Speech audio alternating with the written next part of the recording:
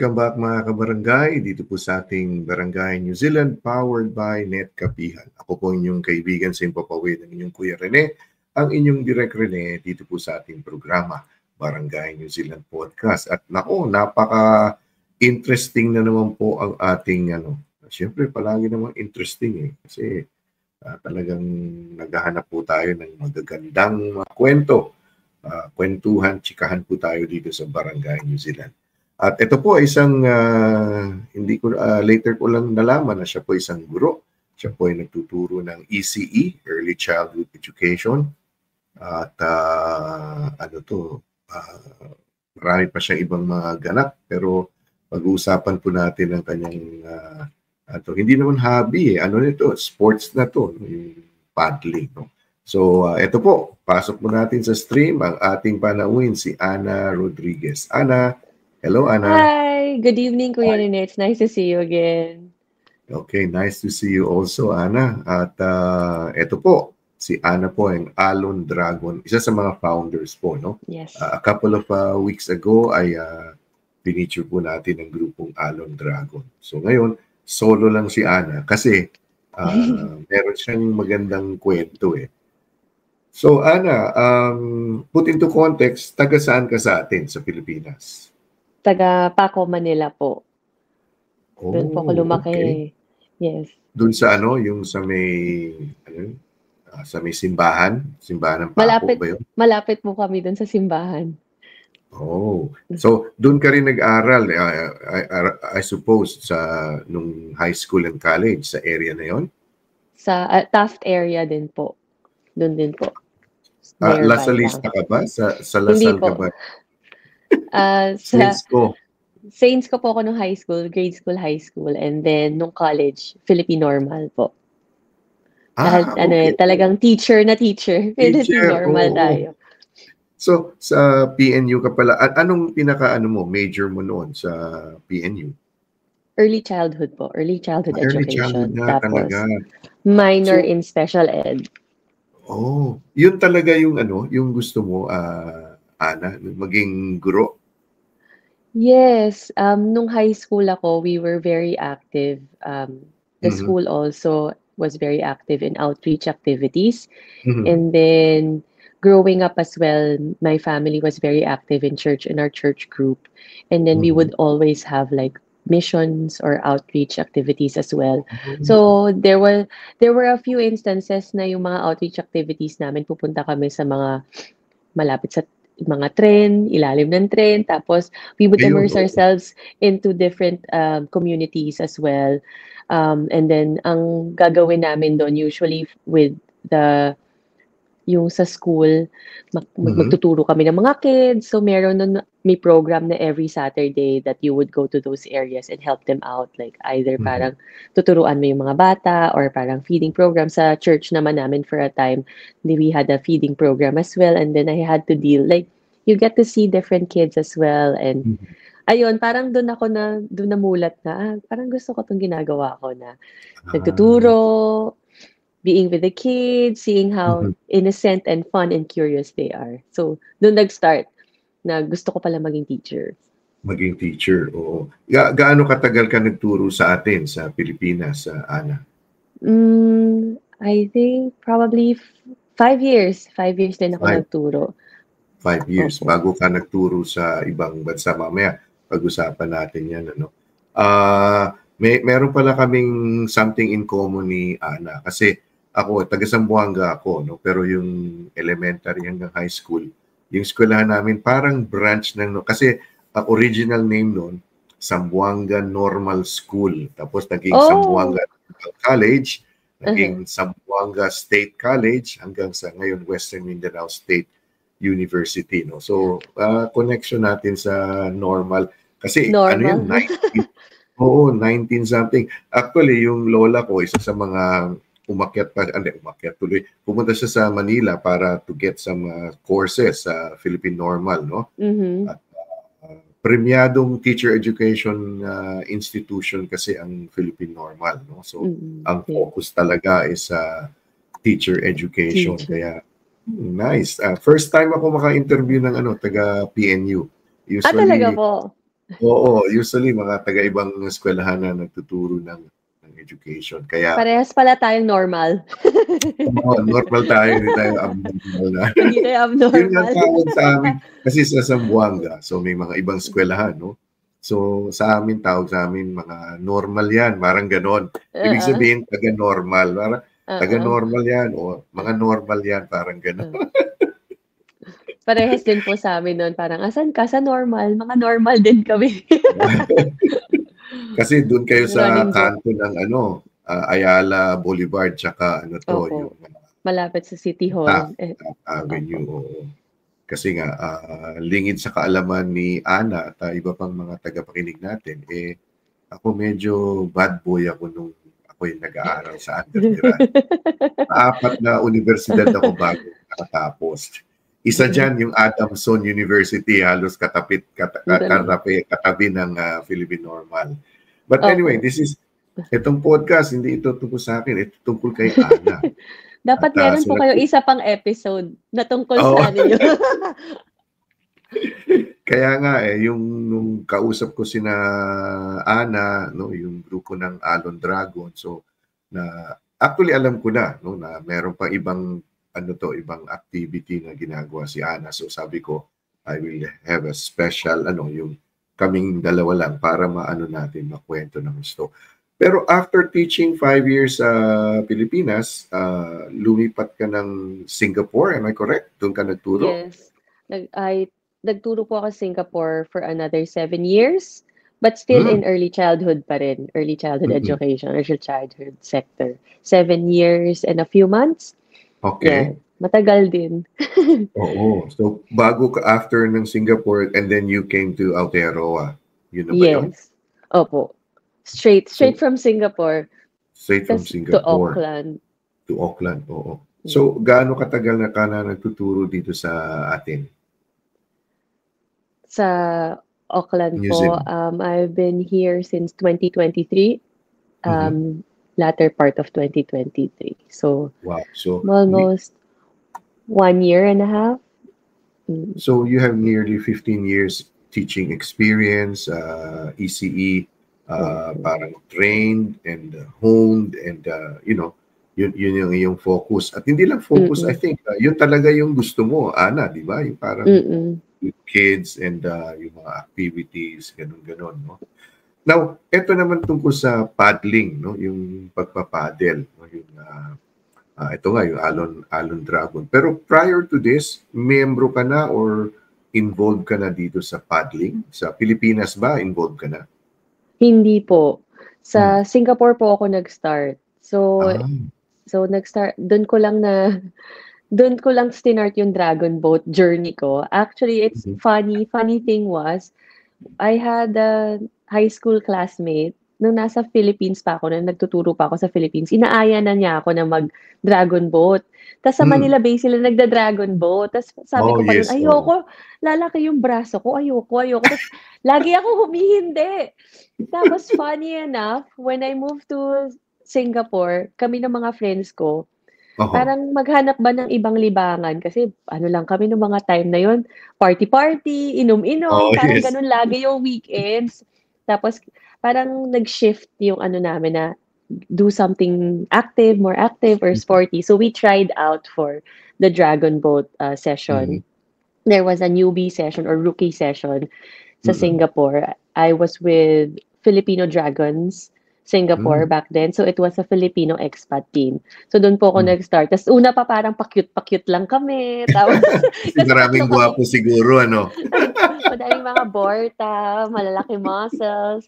Tapos pa-cute lang kami, tatlo kaming girls doon kami ng friends ko. Tapos pa-cute lang kami doon. Tapos eventually, when we were introduced to the races, pinapasali na kami ng mga races kahit bago pa lang, parang exposure. Parang I love the adrenaline sa sports, of that sport. So I continued on and yeah, I stayed with Filipino Dragon Singapore for a few years.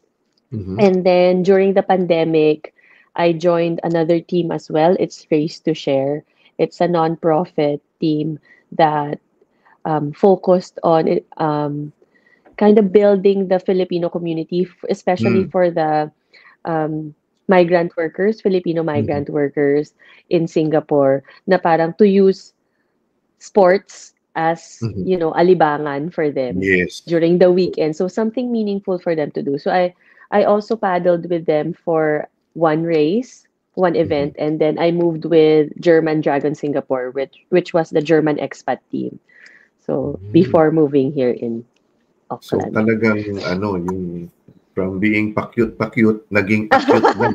Talagang Ah, acute na hindi talagang na. focus mo sa ano. Oo, opo. Tapos parang ako, wow. Tapos during that time as well, me and my friends, we were actively trying different sports.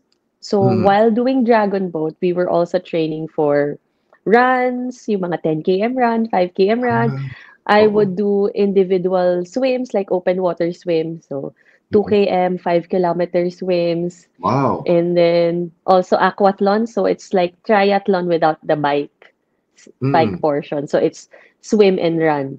So yun, Mhm. so very active. So kind of outside of my teaching life, my Mhm. weekends and my out of work life Mhm. revolved around training for the sports that I was trying out. So, and I kind Wow. of loved it that parang, wow, Mm. kaya pala ng katawan ko gawin to. So, yun yung Oo. pinaka-motivation ko na parang, ang galing ng katawan. Kasi akala ko nun parang, wala, tumatanda na tayo. Hindi na kaya ng katawan.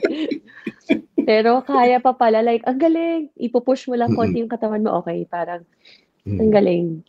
Mm. Yeah. Ana, dun sa ano, sa Singapore, ano ba yung ano doon, yung teaching time? Ano bang oras ang pagtuturo? Monday to Friday din doon, ano? Nung sa Singapore po, I worked in a childcare. Mhm. So, we would work Mondays to Saturdays. Saturday, oo. Oo. Tapos po pero yung Saturdays po namin once a month lang yung duty mo. So, it's open every Mhm. Saturday. So, iba-ibang staff ang naka-roster every Saturday. Pero Mm. longer ang working hours dun because the operating hours of the childcare is longer as well. Ah. Mm. Oh, so, parang dito sa atin, 'di ba yung sa New Zealand, yung parang after school and before school, parang gano'n, 'di ba yung iniiwan yung mga kids pag tapos na yung klase kasi pipick upin sila later ng parents. Gano'n din ba yung sa Singapore? Sa Singapore po hindi, kasi more on ano talaga siya, parang yun yung preschool. It's Ah, just that parang may kasamang care. So may oo. kasamang kunwari meals, lahat ng meals ng mga bata dun nila ginagawa sa school or Mm. nagpapatulog kami ng mga bata. For the younger age Mm. group, Mm. meron silang magmi-milk feed pa sila, so Mm. titimplahan mo sila ng gatas. For Mm. a certain time before the pandemic, we would also like have shower routines for the children. So after Mhm. they have lunch, paliliguan namin yung mga bata, tapos Mhm. patutulugin. But Mhm. in between those routines, we would also have like curriculum time. So medyo Hmm. mas double effort yung doon Oo kasi nga. nagtuturo Oo. ka na tapos meron ka pang parang care Oo. routines together Mm. with that. So Mm. yun po. So, palagay ko may storytelling time ka rin do'n 'no? Kasi mga bata, 'di ba, hilig Opo, nila 'yun. opo, Did you storytelling incorporate time. any of our ano, kuwento ng tungkol sa Pilipinas? Yung mga alamat, mga gano'n? Or more modern sila din sa ano? Ang maganda rin po sa Singapore because it's a melting pot of cultures. Like, Mm. 'di ba may Chinese culture, may Indian culture, may Mm. Malay culture. Like, and they're very open with other cultures. So we would have like events na parang Hmm. multicultural day, parang ganun Mm. po, na Mhm. you can share your different ethnicities and then your culture or like Nice. stories or something Mm. like that. Oh, wow. And so, after 7 years, bakit New Zealand ang iyong pinili para magturo? Not Australia, America, Canada, or but New Zealand? Ang pinaka na-attract ako sa New Zealand was the work-life balance. Okay. Yeah. So coming from Singapore, which is a very fast-paced city, Mm. fast-paced work life, long hours, it's very work-centric. Mhm. Parang ano na muna tayo, pahinga tayo ng konti, Mhm. papaless ng stress, gano'n. So, Mhm. kaya yun yung gusto ko, like, kasi nung sa Singapore po talaga, kahit na after nung 10 hours na shift mo, na 9 Okay. hours na shift mo, nag-uuwi ka pa ng paperworks, ang dami mo pang ginagawang paperworks. At least dito, wala masyadong, hindi ganun ka-heavy sa paperworks because a lot of the curriculum also is either play-based. So, sa ano po kasi Singapore, medyo mas structured. Parang Oo. siyang elementary curriculum na mas Mas ginawang intense. Oo, intense siya for kahit na preschool pa lang. Anong age ng mga bata mo nung nagtuturo ka sa Singapore? Usually, ang lagi kong hawak na age group is toddler age. So that's 1.5 years old to 2.5, 3 years old. So most of my teaching career, majority nun was teaching that age group. When I first taught in Manila, nagturo ako ng grade school, ng prep at grade 1. And then, during that time, it was a special school. So, mainstream school siya. So, doon ako nakatry ng ibang age group. And then, coming here in New Zealand, I also did the same age group, the toddler age group, the 2-year-old to 3 years old. And then, this year, it was kind of different for me because I'm teaching the older age group, which is the 3 to 5.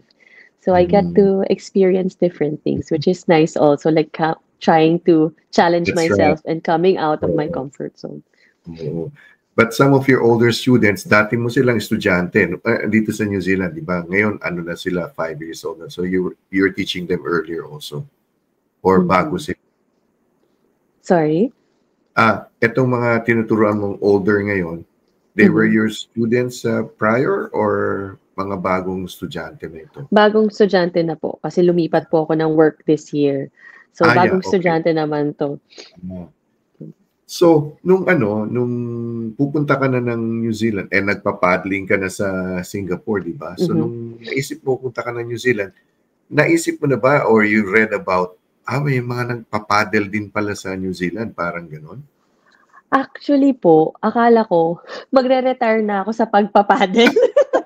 Nung lumipat ako dito, sabi ko parang wala. Parang wala masyadong dragon boat dito. Hindi pa siya masyadong known.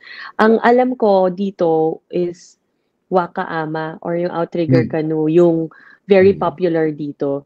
So I was thinking like, oh, maybe I could try that. Still a water sport pero iba.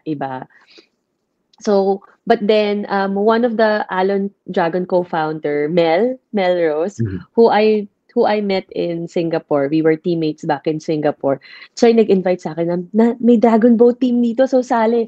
So, nagsali-sali kami ng iba-ibang Dragon Boat team. Like, ayun po. Kaya parang ako, kaya pa pala. Balik Dragon Boat ulit tayo. So, it was very fun. For me, it was also a way to kind of kill the homesickness. Kasi parang minsan naho-homesick ka, lalo pag minsan winter or di ba ang weather pa naman dito pabago-bago. So minsan hindi tayo sanay, lalo galing tayo sa tropical country na laging maaraw, laging mainit, tapos biglang dito gloomy. So minsan nakakalungkot or nakaka-homesick. So this was my way, even back in Singapore, also my way of, battling homesickness and trying to find something meaningful and also something in And then so now we go to yung group nyo, yung mga Filipinos na nagpa-paddle, nag-dragon boat, you decided to form yourself into what is known as Alon Dragon. Yes. Opo. So itong Alon Dragon ngayon, it's a existing group na, no? Dun sa mga gustong makakaalam, puntahan niyo po yung podcast namin ni Ana tsaka yung iba pang mga founders ng Alon Dragon. Makikita niyo yung kwentuhan doon. Kasi gusto ko ring tutukan kasi si Ana is the first Filipina na magiging miyembro po ng New Zealand team, no, ng Dragon boat, no? At ito po yung New Zealand Black Dragons, di ba? Yes Ana? po. Hey, yes, congratulations. that's right. Thank you so much. Yeah, so I tried out for the national team. So this will be the national team that will represent New Zealand in the World Championships this July sa Germany. Okay. Earlier po, siguro a year ago, ay na-interview naman natin sa ating podcast si Jordan, no, from Christchurch. Siya naman ang naging miyembro din ng Dragon boat team at nag-compete yata sila nung time sa Thailand yata, no? Yes, so yes tayong po. first Filipino, meron tayong first Filipina. So kompleto na po. Yes. Ano. So itong I suppose you're deep into training and many other things dito para sa kailan ulit yung competition sa Germany? Sa Germany po in July. In July, oo. Yes, mid-July po yung competition. At syempre, hindi naman ganun kadali yung training. At the same time, hindi rin ganun kadali ang gastos, no? Kaya Totoo. tayo ay mag-aapila sa ating mga tagapakinig. Yes. Ilalagay po natin yan ating contact details ni Ana kasi para matulungan natin si Ana na yung mga costing, yung mga kung ano-ano. Pati dasal na rin, siyempre, di ba? Yung pagdasal natin na maging maayos ang kanyang pagpunta sa Germany. At siyempre, ito yung buong team. Team natin yan. New Zealand team yan. So, ano yan, talagang full support tayo. So, Ana, meron kang mga meron ka bang parang meron ako nakita may mga paraffol ka na parang yung ba yun na Ay, sa Allen Dragon po yun. Meron po kaming paraffol. So, simultaneously, kami sa Allen Dragon po, we're also trying to raise funds so that we have enough funds to get equipments for the team since we just started nung March. And yeah, we're trying to get funds for the team for like vests, flotation devices, paddles, and uniforms as well. And also para din and we were also trying to look for sponsors. So when we start the racing season and then we would register for a race, the paddlers or the members will get subsidized for the race fees. Oh, yes. Wow. Okay, good. At syempre, maraming multitasking si Ana, nagtuturo na, na ngayon. At winter na, so malamig na. Tapos ito nga, nagte-training ka pa rin kahit winter, di ba? Kasi July na yung parang iba ba ang training? Siyempre, iba yung klima, winter, di ba? Magkaiba ba yung training sa summer at sa winter? Parehas lang din naman po yung intensity. Very competitive pa rin po ang training. It's just that malamig yung kailangan mag-layer ng damit. Or maging ready lang kasi pag nahawakan na ng kamay mo yung tubig, minsan nagmamanhid na yung kamay. Okay. Wala kayong gloves, di ba? Kamay talaga yun, di ba? Hindi nagka-gloves. Kasi kahit na mag-gloves ka, mababasa din naman po yung gloves. Yung kung alin yung ginagamit mo para sa water. Yes. Pero yung di ba bago kayo, di ba? Ako parang kung magpapadel, bago pupunta sa tubig, di ba meron kayo sa land lang, di ba? Nagte-training, di ba? Parang gano'n. Opo, nagwa-warm up muna po kami para bawas ang injury. Bawal na ma-injure, tumatanda na tayong lahat. Tsaka pag nakikita ko yung nagte-training ang Allen Dragon, parang masaya parang nakangiti sila, parang gano'n. So siguro dun sa mga tagapanood, tagapakinig, gusto nyong sumali sa Allen Dragon, di ba nagte-train kayo on a Saturday? Is it Saturday? Yes. So every Saturday, 7:30 a.m. at Lovelock Track in Sandringham. So we would do runs there and also some circuit exercises para pa rin tayo, fit pa rin tayo during the winter and when the race season starts. So 7:30 hanggang kailan yung nyo dyan sa Sandringham, yung training? Usually po 7:30 hanggang 8:30 or 9 o'clock and then after no nagchichikahan. Kaya tumatagal. So nagdadala-dala. Oo, may nagdadala ng kape, may nagdadala ng pagkain, and then chikahan. And it's also go ahead. It's also a good way since we are trying to recruit more members in Allen Dragon. It's a good way for us to get to know the new members as well. Oh, Hindi lang yes. namin sila pinahirapan sa training at pinagod sa training, but also, Oo. bond with them. Because one of the vision also of Alon Dragon is make it fun for the members and for Mm. people to also love the sport and love the Mm. community and build the Mm. community. Yung nakalimutan ko na ibigay, alam mo naman kasi kuya mo thunders na. Nakalimutan ko ibigay sa after tayo nag-chat, minessage ko si Amba Akira. Sabi niya, yes, you give my number to her. Hindi ko na mamaya ibibigay ko sa iyo. Yes, Kasi nung salamat po. kinuwento ko yung na-inspire siya kasi alam niyo naman yung ating ambassador, everything that has something to do with the Filipino community dito, na-excite siya, no? So she's very happy, no? So I will send it to you. Tsaka sa June 7, no, dito sa Auckland, meron tayong malaking event, no, yung Philippine Independence Day sa ASB Showgrounds. Will Alon Dragon be there? Yung sa event? Meron ba kayong booth or ano? We don't have a booth, but definitely some of our members, if not all, will join there. It's already booked in our calendars sa Alon Dragon calendar namin. And then so that we can go there and probably like give out posters and then because that's what we did nung Kuya Rene. Nung nakaraang weekend, meron yung Takapuna Filipino Food Festival. Yes, so pumunta lang din kami doon para syempre makakain din kami ng Filipino food na mga kinikrave. 'Di ba? Kinikrave natin na hindi naman natin nagagawa araw-araw. So pumunta kami doon. Tapos we also just sent flyers, gave flyers away, and then also we spoke to some of the booths, yung mga food booths, as nagpa-scale kami ng So that was really good because from that, we were able to have a lot of inquiries as well. And then a lot of people were very interested to join. Very good. Kasi si Mel Fernandez, no, yung publisher ng Filipino Migrant News, nagpasalamat siya sa akin nung napanood niya yun. I think he is one of your parang silent sponsors. Kasi sabi niya, sabi niya kasi, thank you kuya for featuring Alon Dragon, sabi niya gano'n.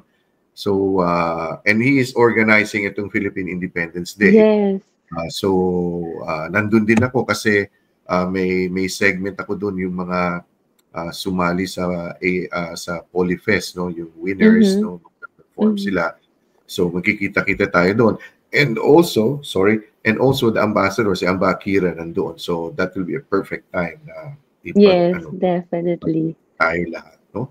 So etong iyong Black Dragons, no, yung journey ay so yung being a member of this is only for this event sa July. Yes po. Hindi yung parang Black Dragons ka na, o Tall Blacks ka na, or All Black. Hindi yan ganon. Hindi po. So, per event po. So, either World Championships or Club Crew. There's another one that's called Club Crew World Championships. So, yun po. Kung kailan sila magpapadala ng national representatives, they would always, the Black Dragons Committee would always open up the trials to be fair to everyone and give everybody the opportunity to try it out and see how they fare. Okay. Meron ba yung Ana, meron ba yung magkatabi kayo nagpapadel o Opo. So kunwari ako po sa kanan ako nagsasagwan, meron po akong katabi sa kaliwa. So it's really talaga teamwork talaga.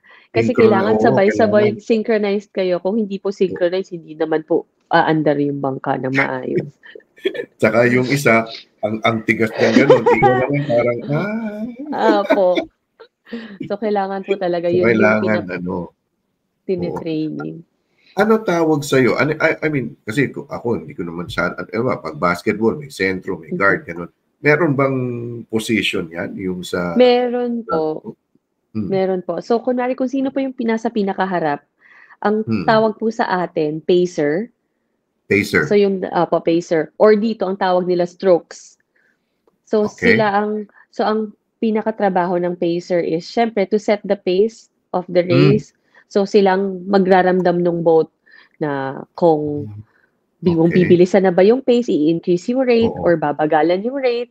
And then also, ang trabaho ng pacers or ng stroke is to break the water in front. Oo, Parang, ihahawi niya.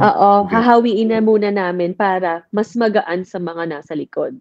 Oo. And then the second man, so yung nasa likod po ng pacers na nasa second seat, sila naman po, they have to make sure that they follow the pacers closely. Because parang, so that the rest of the boat can follow, like, kunwari, either yung length ng stroke, yung rate or yung pace. And then we also have the engines who are also in the middle or at the back. Sila usually yung mga powerhouse. So minsan sa races, I had a race before back in Singapore where we would have engines and then they would have like, kunwari pag nagsastroke kami ng regular stroke, sila nagpa-power stroke. So para talagang umaabante yung boat. Parang sila yung magdadala. Parang So kailangan makina, very parang powerful. Opo, parang sila yung makina. So para magdadrive yung boat. Ikaw, ano ka, stroke pacer ka na ano? Usually po, since nung sa Singapore, madalas po na nasa pacer ako or second man, meron din naman pong times na nasa likod din po ako na engine din dito po. sa team na to, anong yung wala pa kayong ano? Wala pa po ngayon. But we're parang nagta-try din kami ng kung sino-sino, para makita kung how the boat sinks and how, we work as one and then which works. So, yun po. Yung nagtatambol, ano yun? Sa Dragon Boat ba yun? O ibang... Opo. May nagtatambol eh. Okay. Opo, meron po. So may drummer. Especially po for races. Pag trainings, hindi po siya masyadong common. I think more on sa Asia yung may common na may nakaupo sa harap. Not necessarily nagda-drum. But pag races, everywhere po, kailangan may drummer. Nasa likod yun, pinakalikod. Ay, nasa harap po siya. Pinakaharap. Facing you, no? Parang facing you. Facing the paddlers. Tapos yung nasa pinakalikod naman po na nakatayo, yun naman po yung steers person natin. So sila yung sila po yung timon. So sila yung nagdadirect kung saan yung boat. Isa din po yung very hindi ko pa yan natututunan na skill na magtimon, pero very din talaga, crucial part yan at kailangan malakas ka rin kasi kung malakas yung team mo, yung paddlers mo na nagro-row, minsan may iba na nahuhulog na timon kasi masyadong malakas yung mga paddlers. So kailangan lagi kang alisto, lagi kang alert na pag magsasagwan. So on a typical race, Ana, gaano katagal yan? 30 minutes, ang oras, paano?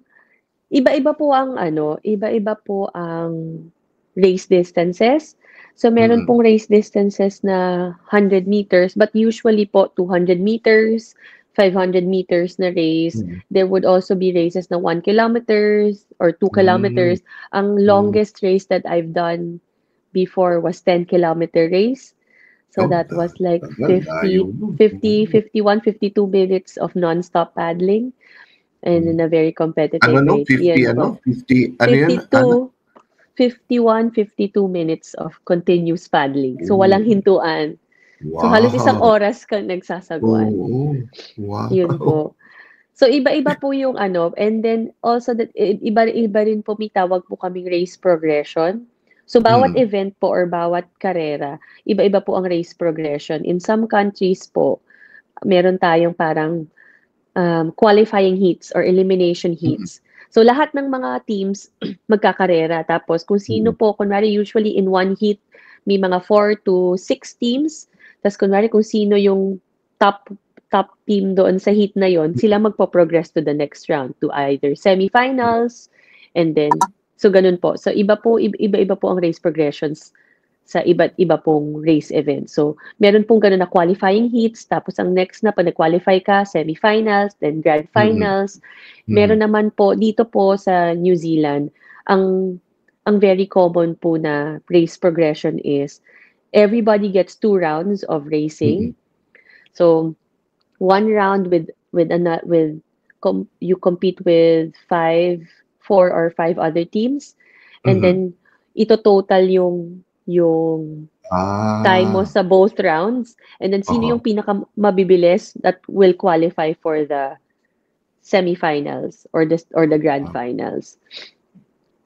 Yung pala, Ana, lahat ng parte na, I mean, sports, no? So, kailangan malakas ka, no? Yung pati pag-iisip mo, Opo, yung, yung opo. strength mo.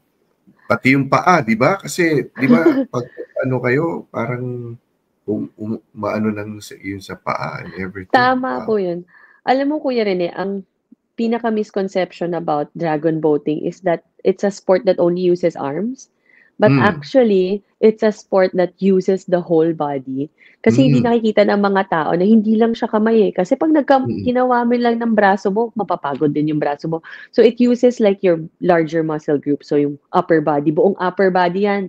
Lats mm, mo, lahat gumagalaw. Yung core, yung obliques mm, gumagalaw. And pati yung legs. So akala ng mga tao, braso-braso lang ang dragon mm, boat. Pero pati yung legs, nagpo-push yung legs para may oo, footrest sa bangka. Tapos pinu-push. So yun yung oo, parang force mo yeah. for to move the boat as well.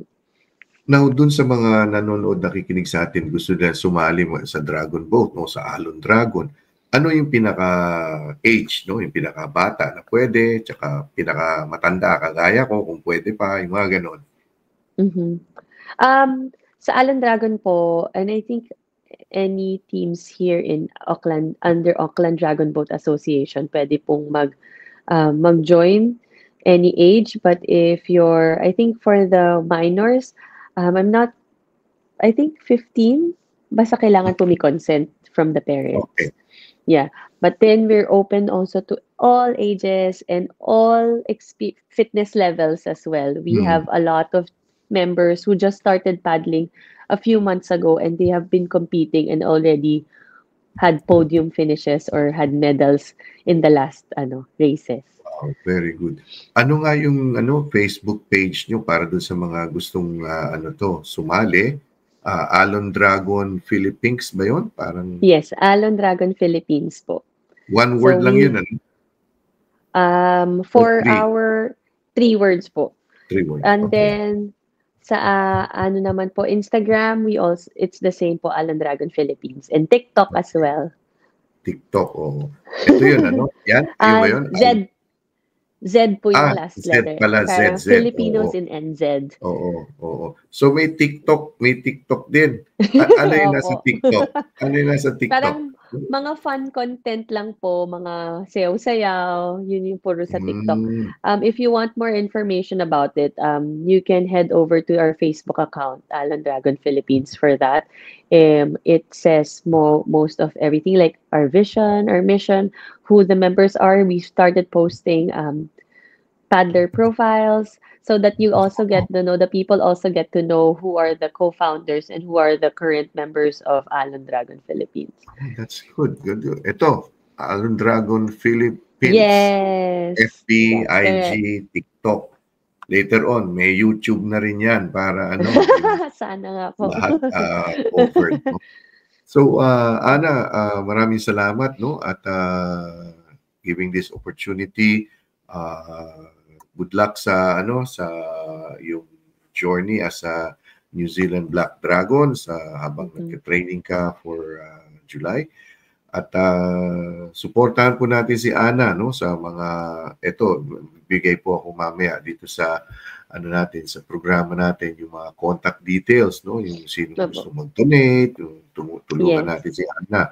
Kasi ibang level na to, ibang level na Pilipino ay sumasali sa ganitong klaseng event. Now, as a teacher, Ana, ano ang iyong advice sa mga Pilipino na gustong magturo o nagtuturo dito? Ano ang maipapayo mo sa ating mga listeners and viewers who are teachers or planning to come and teach in Aotearoa, New Zealand? For siguro yung mga teachers in general, I think pag we would always experience burnout or stress from our work, but I think what's most important is we always go back to our why, to our purpose, why we're doing this. And and then that gives us a much fulfillment, sa self-fulfillment, like why we keep on doing and why you keep striving to be in this industry as well. Kasi hindi din biro ang maging guro, di ba? Kuya Rene, nakakapagod. Very siya. very hindi lang mentally draining, it's also Oh. physically draining and emotionally draining at times. So yeah, you always go back to your purpose or to your why you want to do this. Um, yeah, why you want to do this job, it's, and if it's a calling for you, or if it's, just something that really is your passion, diba? Mhm. And then for those who are Filipinos back in the Philippines who are thinking of Mhm. applying or going to New Zealand, if you want a good life and want work-life balance, I think dito natin makakahanap yon. Like, Mhm. hindi lang, wag pag lumabas ka pa lang dito and nag-drive around ka, ang dami mo makikitang very, alam mo yun, views, 'di ba? Mga nature. It's very Mhm. nice to be surrounded with that. Um, Mhm. and then very in demand pa rin ang early childhood sector dito at especially Oh. now nag-open sila yung sa primary schools or like Mhm. elementary education sector. Very in Yes. demand pa rin ng mga teaching dito, and they're still looking for teachers. So if you're thinking about it, go try. Yeah. 'Di ba, madaming opportunities. Yes. Thank you so much for that. And now for yung sa Alon Dragon sa paddling, ano ang iyong mensahe sa mga nanonood o yung mga fence-sitter? Gusto ko yan eh. Gusto ko yan. Ano yung mensahe, Ana? Nag-join kayo. Everybody is welcome. All fitness levels are welcome. Hindi kailangan na sporty ka. Madami rin ako na experience before na mga teammates na hindi naman talaga sila sporty, but when they tried the sport, they love the sport. So, yeah, just try it out. There's no harm in trying. Then you can, we also want to build a community here because hindi naman tayo lahat nandito ang family natin. Some of our families are back home. So, it's nice to Mhm. build a really good community here, and then why not do it through sport? So yeah, just if you're interested and you're thinking about it even the slightest bit, come and visit our Alan Dragon pages, and then get our info there and send us a message, or yeah. Maraming salamat muli, Ana. It's been a pleasure, enlightening, no? Napakagandang kwentuhan, chikahan, dalawang normal na tao, normal Totoo. school, Zamboanga normal, Philippine normal. Philippine. So thank you so much, and I'm sure this is not the first and the last time na magkakaano tayo. And Yes. then all the help that we can extend to Ana Rodriguez po para sa kanyang journey to go to Germany bilang miyembro po ng New Zealand Black Dragons. So Yes. Thank you, extend. Kuya Rene. Thank you for having this platform, not just for me or for Alan Dragon, It's so much help that you promote all these talents, may Yes. it be in arts or in sports or in whatever, like whoever you feature in your podcast. I think it means a lot to be recognized, you know, kahit na alam natin malaki ang Filipino community, it's so nice to feel recognized for Yes. whatever you're very passionate about. Like whether in Dragon Boat or those who are singing or those who have joined Polyfest. So thank you for having this platform for all the Filipinos and getting them recognized, not only here in New Zealand, but also back in the Philippines. Maraming All right. salamat po. Maraming salamat din, Ana. At sa ngalan po ni Ana Rodriguez ng Alon Dragon Group, New Zealand Black Dragons, ako po ang inyong Kuya Rene, yung kaibigan sa Impapawid. Nagpapasalamat po dahil pinayagan nyo kami ni Ana pumasok sa inyong mga tahanan, sa inyong mga puso sa mga panahon na ito. Maraming salamat. Thank you. Take care and God bless. Goodbye for now.